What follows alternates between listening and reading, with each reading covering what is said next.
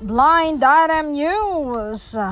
Aktor sinusuyo si aktres habang hindi pa alam ng publiko na hiwalay na sila ng kanyang ka-love team.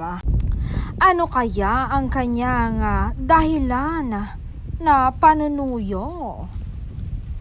Mahal nga ba niya ang aktres o dahil sa career o ayaw niya lang mabash? Pero tignan natin kung mapapaamo niya ulit ang mabuti ang puso pero naging tigre ng masaktan. Nang dahil sa kanya, ang mabait na pusa naging tigre na.